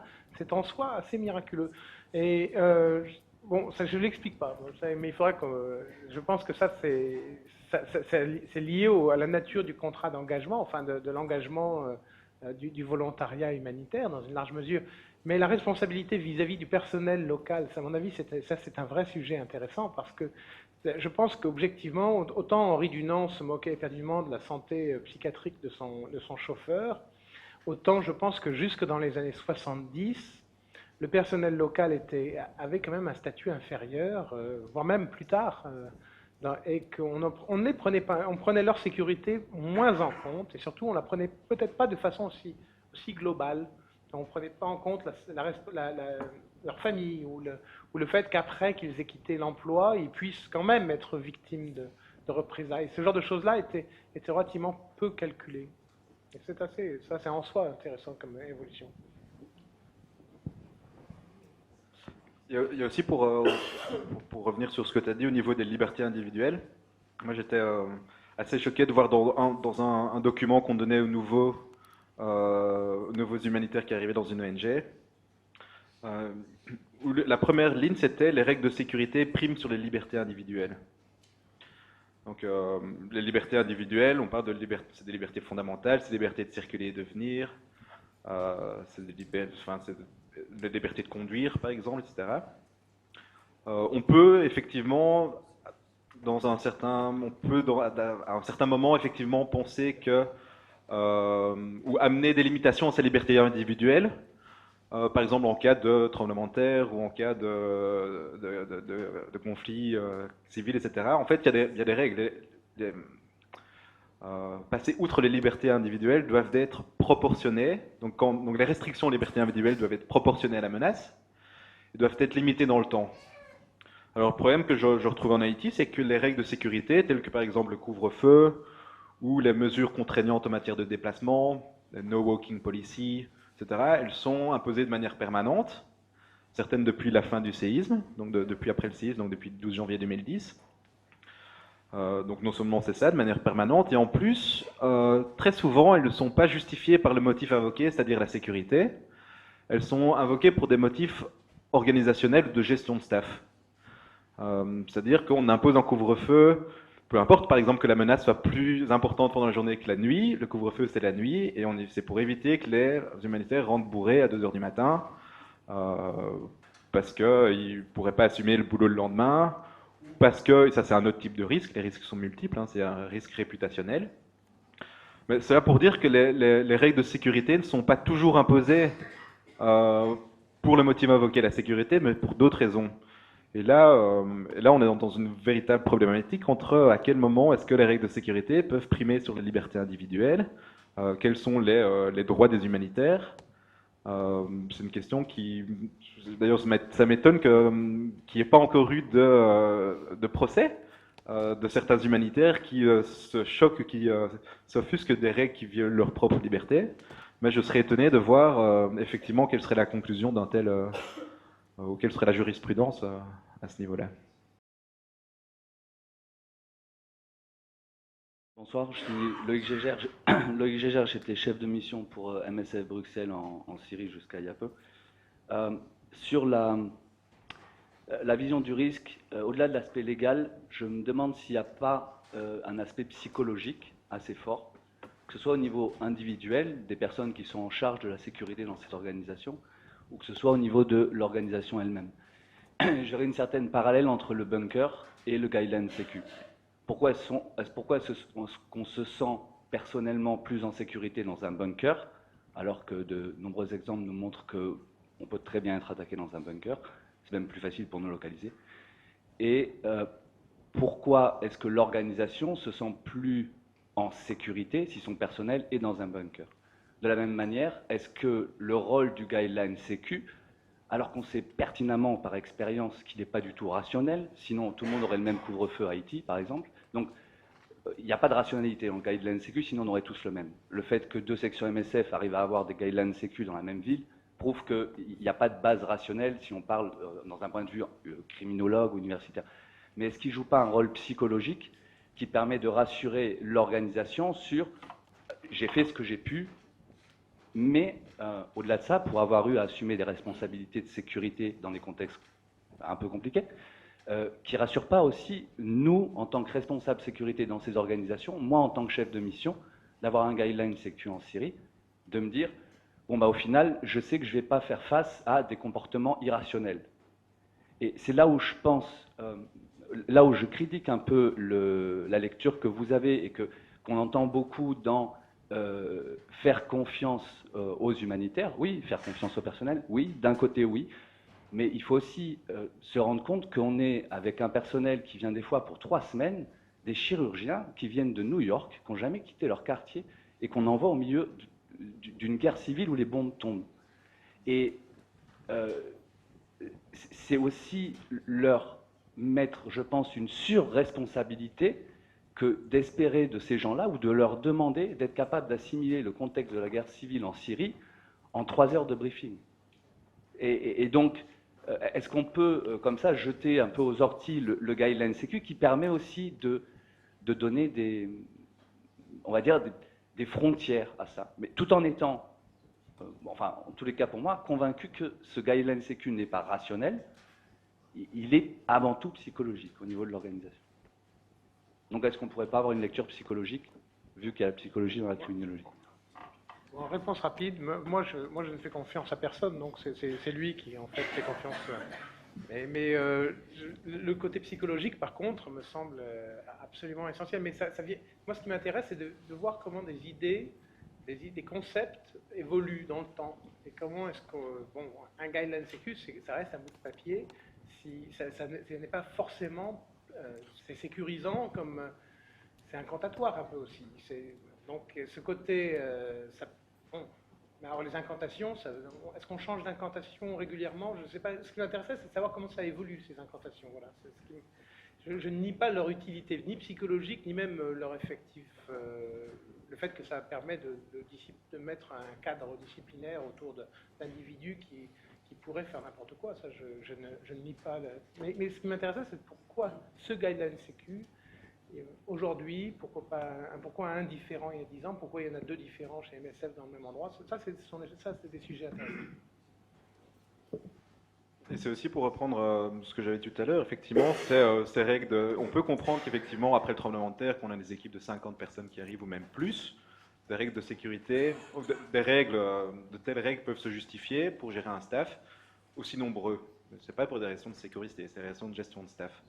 Après, la question du envoyer des gens non formés briefer en 3 heures de temps, c'est une question de préparation. On peut se poser la question de pourquoi 3 heures de temps pour envoyer dans un contexte aussi complexe et difficile.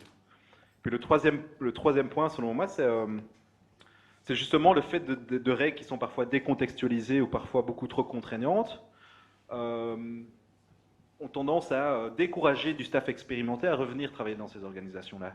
J'ai rencontré pas mal de personnes qui ne travaillent plus pour les anciennes ONG pour lesquelles ils travaillaient à cause de ces règles de sécurité. Donc on se trouve dans un cercle un peu vicieux, on est obligé de prendre du staff non expérimenté et jeune, parce que les staffs plus expérimentés refusent de prendre la relève. Bonjour, je m'appelle Marion Péchère, je suis doctorante à la SOAS et je travaille sur les politiques de triage humanitaire, enfin des ONG, mon terrain c'est le Pakistan. Moi j'avais une petite question sur, tu as prononcé une phrase pour Arnaud, merci Bertrand, j'ai beaucoup apprécié ton intervention, sur la phrase que tu as prononcée, l'humanitaire rationnel empiète sur l'humanitaire relationnel, que je trouve intéressante. Et j'aurais voulu savoir si tu peux élaborer un peu sur des observations que tu as pu faire sur des initiatives individuelles ou des stratégies de contournement de ces règles, parce que tu parles d'écart de conduite. Donc là, je te cite, et je ne sais pas si quand tu prononçais ces mots, tu le faisais de manière un peu distanciée d'un point de vue des experts qui, eux, appellent ça des écarts de conduite. De côté, derrière, tu disais, voilà, qui entraînent des comportements encore plus risqués, etc. Puis ensuite, tu as des recommandations, mais est-ce que, tout simplement, tu as observé des initiatives individuelles qui tendraient à se rapprocher de l'humanitaire relationnel, voilà, en contournant des règles abusives? Merci.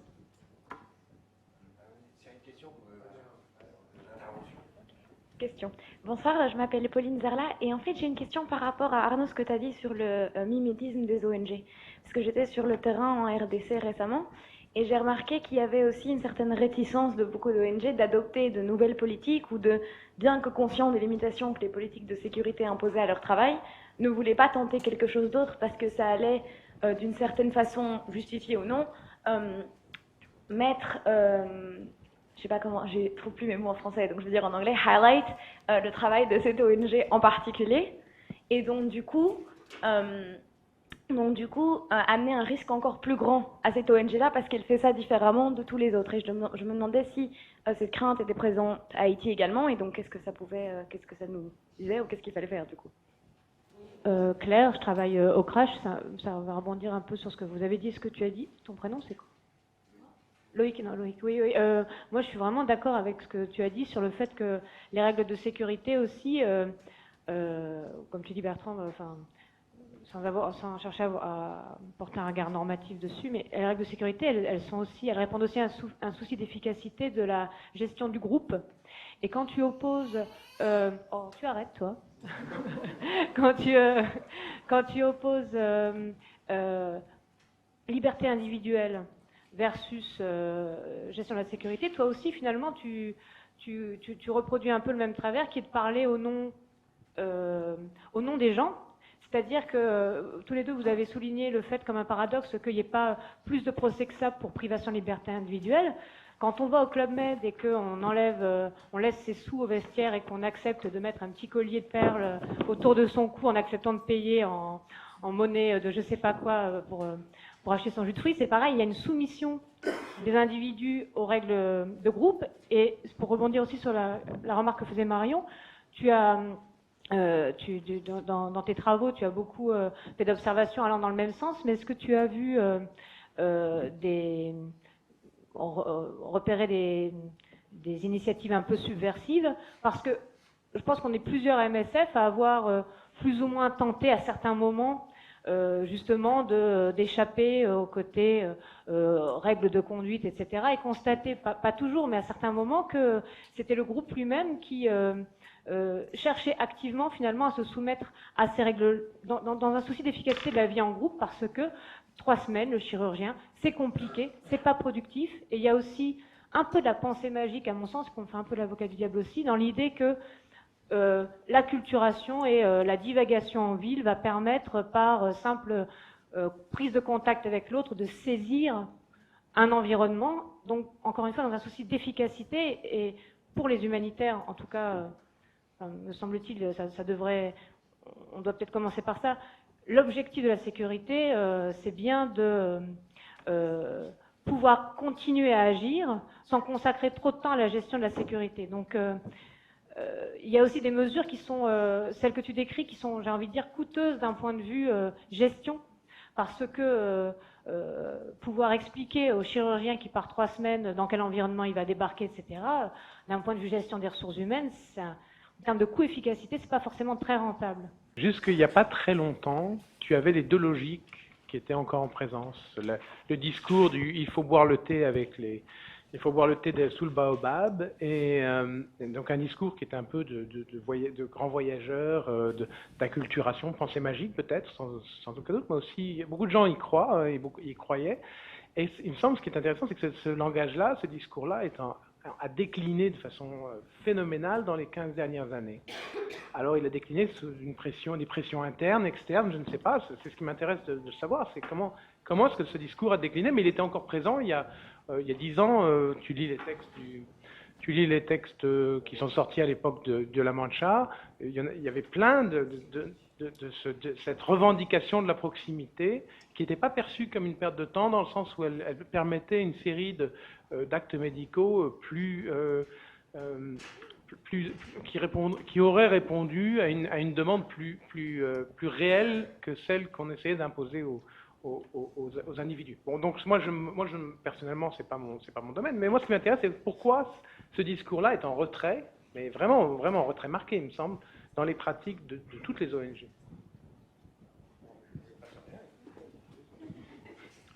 Au niveau des écarts de conduite, c'est pour ça que j'avais mentionné la question des codes de bonne conduite. Je posais bien mes mots. Donc c'est un écart de conduite par rapport à une conduite qui est décidée bonne par certaines personnes. C'est vraiment dans un processus de moralisation où qu'est-ce qui est bien, qu'est-ce qui n'est pas bien, qui est capable de dire ce qui est bien et qui ne sait pas dire ce qui n'est pas bien. Vraiment processus d'infantilisation aussi. Ne touche pas le feu parce que tu vas te brûler, ou ne marche pas dans la rue parce que tu vas te faire attaquer. Il y a eu énormément, toutes les personnes que j'ai interrogées, beaucoup plus même que les 40 interviews chez Conduite, systématiquement, il n'y a pas une personne qui ne m'a pas raconté une anecdote, qui ne m'a pas dit qu'elle n'a pas brisé une fois les règles de sécurité. Tout le monde a brisé une fois les règles de sécurité. Elles s'en amusent de le dire. Elles disent par exemple, je ne peux pas marcher dans la rue, mais personne ne peut pas dire que je ne peux pas danser dans la rue. Donc les gens vont, parce qu'ils ne peuvent pas aller au carnaval des fleurs, ils ne peuvent pas aller au carnaval de ceci, cela. Des pratiques dangereuses, par exemple, il y a certaines ONG qui mettent des GPS pour traquer les mouvements des voitures, ce qui peut être très efficace en cas de menace ou de manifestation pour localiser où sont nos expatriés. Mais le problème, c'est que ces GPS sont davantage utilisés comme une manière de contrôler le staff plutôt que le localiser. On est dans une culture du contrôle qui n'est pas simplement spécifique à l'humanitaire, mais qui est beaucoup plus générale, en tout cas dans les sociétés occidentales. Un des problèmes, c'est justement, c'est une forme de résistance, mais par exemple, quand on rentre chez soi le soir, on éteint le GPS et on va quand même vaquer à ses occupations. Et là, s'il y a un problème, on ne sait plus localiser les personnes. Donc il y a vraiment une limite assez floue entre quelle est l'utilisation des règles pour des vrais motifs de sécurité ou pour un contrôle disciplinaire. Donc l'essentiel, je parle plus d'une forme de rébellion par rapport à des règles qui leur sont imposées, plutôt que justifier ça par l'immaturité du staff ou autre chose. Il y a quelques initiatives qui se mettent en place, des gens qui décident que les règles ne sont pas appropriées, qui les empêchent de s'épanouir. Par exemple, dans des contextes qui sont difficiles, il faut pouvoir s'épanouir, sortir le soir, aller voir un concert, etc. Les règles de sécurité empêchent, parce qu'il faut dire avant 18h qu'à 21h, on veut sortir pour aller faire ceci. Finalement, ils ne peuvent pas y aller. Donc, il y en a il y a des personnes que j'ai rencontrées qui ont été voir le responsable sécu ou le responsable du siège, et ils nous ont lancé une discussion collective pour remettre en question, pour voir comment on pourrait réadapter des règles qui ne sont pas adaptées au contexte. C'est bien ça le problème, en fait. L'autre problème qu'on rencontre sur le terrain, c'est les rapports par rapport au siège. C'est-à-dire que le siège, ça va être facile de renforcer les règles, mais beaucoup plus difficile de les assouplir. Quand il s'agit d'assouplir les règles, ça va prendre plusieurs mois. Et qu'est-ce qui peut se passer dans un contexte très volatile? En plusieurs mois, il peut y avoir des élections qui tournent mal et une manifestation qui vont justifier des règles. Mais entre-temps, donc c'est ce problème d'adaptation des règles qui n'est pas là et du lien avec le siège qui pose problème aussi. Même chose au niveau pour répondre à la question du mimétisme. On retrouve ça par exemple aussi avec le concept du zoning ou du mapping, où peu d'ONG sont posées la question de la rationalité de mettre des couleurs sur la ville. Toutes les ONG l'ont fait parce que après le tremblement de terre, la MINUSTA, donc les casques bleus, avait imposé un zoning et donc tout le monde a dit si lui le fait, c'est qu'il doit y avoir une raison, donc on le fait. Sans véritablement comprendre, ou sans faire évoluer le mapping, ou sans comprendre quels sont les risques de stigmatisation des gens qui vivent aussi dans les zones rouges. Parce que c'est ça que j'essayais d'un peu souligner dans le rapport, c'est que c'est pas simplement les conséquences sont pas simplement organisationnelles, mais c'est aussi des conséquences sociales. Quelle est l'image qu'on renvoie de l'autre à travers ces règles de sécurité? Quelqu'un me disait, donc quand je dois sortir de chez moi, de mon bunker, quand je dois sortir pour aller acheter un paquet de clopes ou une bouteille d'eau au papadab du coin, je dois aller avec mon responsable de sécurité. Quelle image je renvoie à la personne qui est pourtant qui est mon voisin? Une autre question qui se pose, c'est par rapport au fameux triangle de sécurité, acceptation, protection, dissuasion. J'ai l'impression que l'acceptation n'est mise en place que dans les contextes opérationnels, donc que dans les contextes où les ONG travaillent, mais très peu dans les contextes où ils vivent, dans les lieux résidentiels. Donc dans les lieux, il y a une espèce de dissociation dans les stratégies où là où on a nos habitations, là où on a nos bureaux, c'est la protection ou la dissuasion, et on ne travaille sur l'acceptation que dans les lieux d'intervention. Là aussi, je pense qu'il y a une réflexion qui peut être menée sur l'ampleur de la stratégie d'acceptation, jusqu'où va-t-elle, via qui doit-on être accepté, via nos bénéficiaires qui de toute façon en général ne sont pas ceux qui attaquent les humanitaires, mais le reste de la population qui eux ne voient des humanitaires que les voitures qui passent dans la rue ou tout ce qui est un peu plus flashant mais moins pratique pour eux. Ouais. Oui, bonsoir, je m'appelle Khalid, je suis responsable logistique opérationnel. Dans le passé, j'étais référent sécu pour une autre organisation. Et quand j'ai lu ton rapport, Arnaud, je suis tout à fait d'accord avec. Enfin, ça m'a fait plaisir de lire ton rapport. Et je travaillé en Haïti pour MSF en 2007, 1 an et demi à Port-au-Prince. Et je ne reconnais pas du tout les mesures que tu cites, que tu décris dans les citations qui sont dedans. Je parlerai de règles sécu purement liées à la sécu, liées à la menace, et pas celles mesures qui sont mises en place éventuellement pour contrôler ou pour gérer une équipe de personnes. Et je crois que les problèmes, parce qu'on traite ces mesures mises en place qui ne sont pas adaptées au contexte, ne sont pas adaptées aux menaces, mais je trouve que le contexte en soi, il n'est pas compris, il n'est pas analysé, il n'est pas décortiqué. Donc on ne peut pas tirer une bonne analyse ou une compréhension de ces menaces. Donc forcément, l'implémentation par la suite des règles sécuritaires, il n'est pas correct. Les règles ne sont pas adaptées du tout à les contextes dans lesquels on évolue. Ça, c'est une partie des choses. Donc après, la durée de vie des gens qui décident, enfin la durée de vie, la durée des missions des gens qu'on envoie et qui décident finalement, parce que je ne trouve pas que... Enfin, tu as fait un rapport sur plusieurs ONG qui sont des systèmes de fonctionnement complètement différents. Je ne vois pas un responsable sécu décideur de rien. Je vois un responsable sécu comme un technicien, comme un artisan, si tu veux. Donc quelqu'un, on l'expose un problème, j'ai besoin que tu m'expliques techniquement comment me protéger vis-à-vis de cette menace. Et il y a une partie technique là-dessus, mais lui, il n'est pas analyseur de cette menace. Enfin, il n'est pas analyseur, on arrive, il a un constat, voilà, les décideurs, les responsables te disent on a un problème de kidnapping, historiquement il y a un problème de kidnapping, on a exposé un kidnapping. Comment on gère un kidnapping ou comment on gère en situation de bombardement ou autre. Mais je ne crois pas qu'il va décider de quelque chose, il va te donner un moyen de faire les choses. Après, encore une fois, pour décontextualiser les choses, les autres ONG qui sont des systèmes de fonctionnement différents, éventuellement, peut-être il y a des gens qui décident sur voilà, les règles sécu à mettre en place. Voilà, je voulais dire que la perception peut être complètement différente entre des règles d'infantilisation des gens. Souvent, les gens qui décident sont là pour que 3 mois, 4 mois, il n'y a pas une compréhension des contextes. C'est impossible. Qui comprend un contexte si complexe comme celle d'Haïti ou celle de la Syrie, quoi.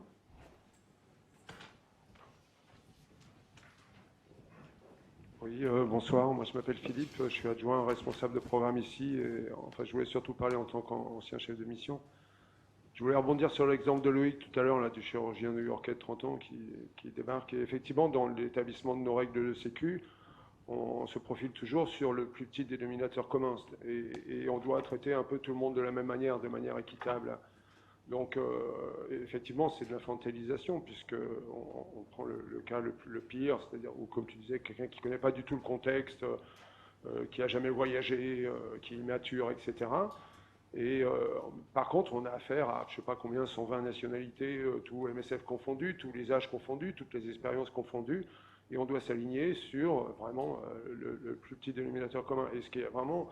en tant que chef de mission, quand on fait le briefing sécu, quelque chose de très difficile à faire. Donc moi, j'essaye de faire un peu de relativisme, de ne pas traiter les gens de la même façon, et de dire aux gens que les règles sécu sont un cadre fixé qu'on peut enfreindre, et que moi, ça ne me gêne pas en tant que chef de mission qu'on puisse les enfreindre, mais qu'on peut en discuter ensemble.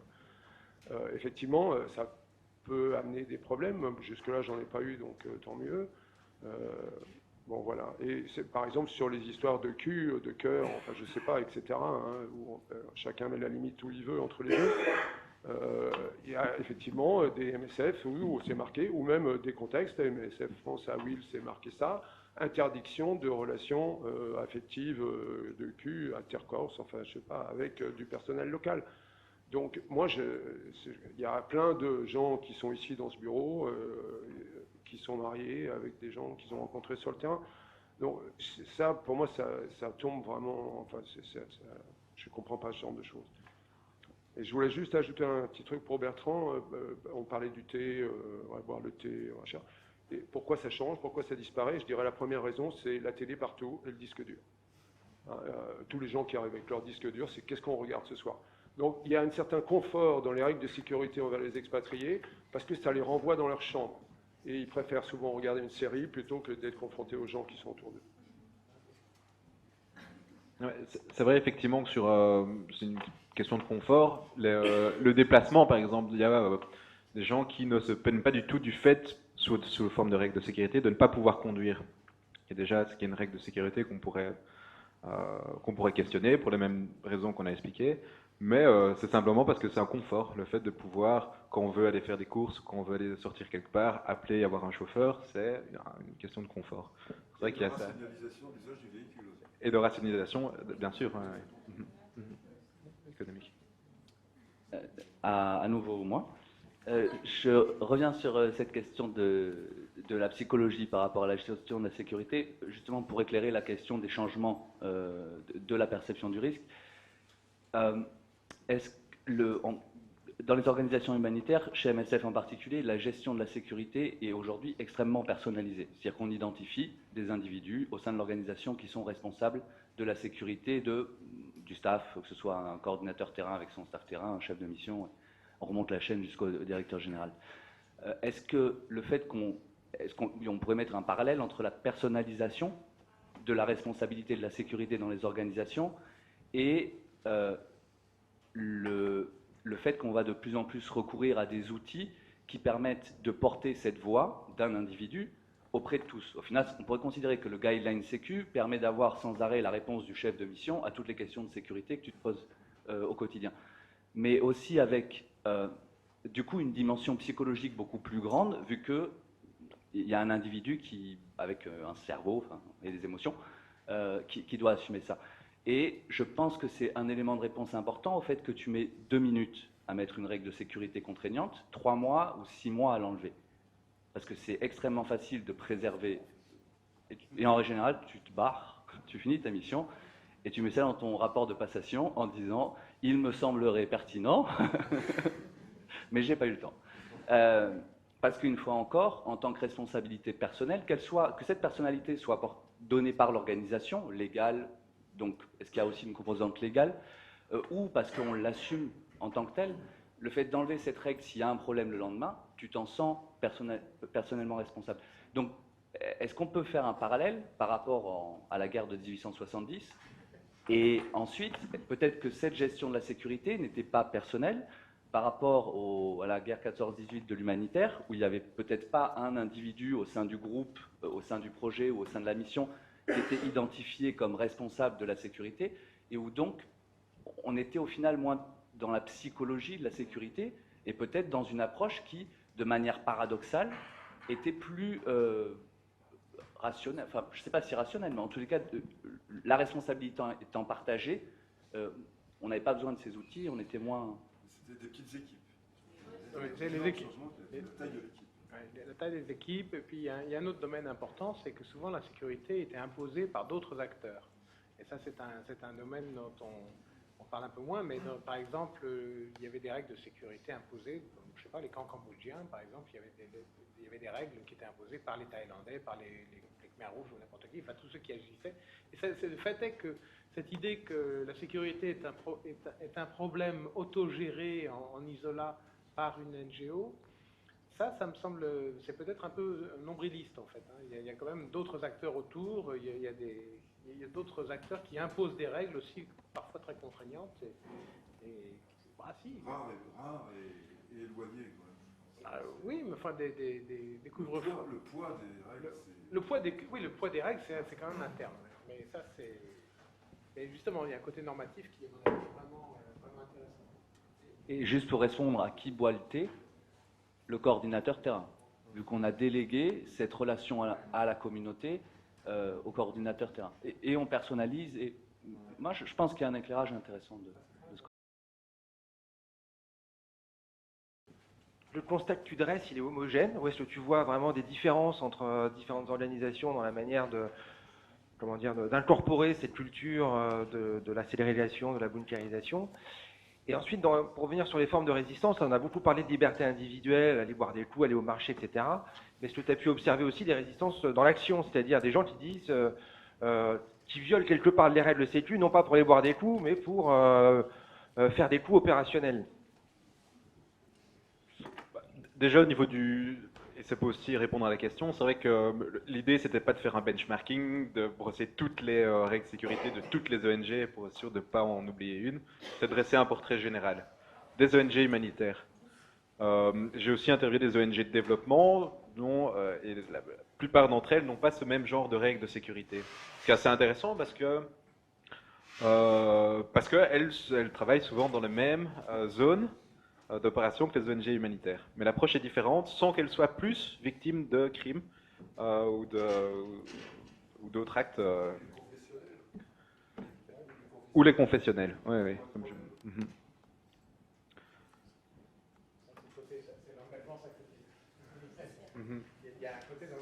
Mais effectivement, et je mentionnais le cas d'une ONG comme ATD Carmont, je mentionnais tout à l'heure, qui travaille dans le quartier de Martissan, près de Grand Ravine, qui est un quartier où il y a des conflits, il y a des guerres de gangs. Mais eux, ils habitent dans leur bureau là où ils travaillent, donc c'est déjà pas 2 endroits différents. Et donc ils habitent dans le quartier, alors que la 3/4 des ONG où c'est pas la majorité des ONG ont leur bureau, leur résidence à Pétionville, qui est dans le quartier UP. Donc ça déjà, dans le rapport, j'ai essayé de faire un mapping des résidences, etc. Et on voit vraiment que toutes les ONG sont en groupe dans un petit quartier résidentiel, ce qui crée aussi une image particulière. Mais cette ONG que je mentionne, elle est localisée là-bas, habite là-bas, la porte est ouverte, donc la barrière est ouverte, les gens rentrent et les gens viennent, s'ils ont besoin d'eau, ils viennent, ils vont chercher de l'eau. Et effectivement, ils n'ont pas été... effectivement, on leur a volé 2 ordinateurs ou 3 ordinateurs, mais ils ont décidé, et c'est ça le niveau d'acceptation de risque, ils ont dit qu'on préférait avoir ça comme rapport avec la population que fermer la porte et avoir un mirador. C'est le cas de beaucoup. Au niveau des actes de résistance, il y a effectivement une personne que j'ai rencontrée qui était venue avant en Haïti pour des raisons personnelles et qui était graffeur. Et donc il a tout un groupe d'amis sur place. Il connaît extrêmement bien le contexte. Il est arrivé pour travailler dans une ONG, on lui a posé des règles, il a très mal vécu, mais il a réussi à négocier ça en disant mais moi je vais vous apporter des infos sécu que vous n'aurez jamais autrement, mais entre contrepartie, vous me laissez aller voir mes potes là où je veux, dans tel quartier qui est en zone rouge, etc. etc. Donc il y a effectivement des formes de marge de négociation, mais qui restent toujours... dans la marge de négociation reste toujours au sein même du statu quo, de la culture dominante, qui est cette culture de la sécurité, cette culture du risque. Donc ça existe. Merci. Alors, Brigitte, dernière intervention. Moi, je trouve que ce qui a changé par rapport aux années 80, c'est pas tant les kidnappings. Moi, je me souviens 12 d'un coup en 86. Donc, il y avait aussi les prisonniers de l'époque seraient des kidnappés d'aujourd'hui aussi. Donc au Goya, ça serait un kidnappé, je pense, aujourd'hui. Ce qui a beaucoup changé, c'est le business. Ça n'existait pas, tout le business qui est autour de la sécurité, les workshops, les experts, même nous, on tombe dedans. Donc ça n'existait pas. C'est le kidnapping, justement. Le kidnapping, ça se gère. Non, ça se... Mais il y a eu d'autres kidnappings dans les années 80. On n'a pas eu besoin de Scotland Yard ou je sais pas quoi, tu vois. Non, il n'y a pas eu besoin. Bon, on a fait peut-être mal, j'en sais rien, mais il n'y a pas eu besoin. Et moi, j'ai l'impression que ça vient beaucoup de la duty of care et que ça vient beaucoup des USA, quoi. Hein. Enfin, je le pense comme ça. Et puis c'est tout. La France, c'est quand même le pays qui a instauré le principe de précaution dans la Constitution, quand même. Donc, c'est pas que les Américains. Sans vouloir... Donc, je pense que les Américains, sans aucun doute, mais je pense qu'il faut regarder aussi en France et en Grande-Bretagne et ailleurs.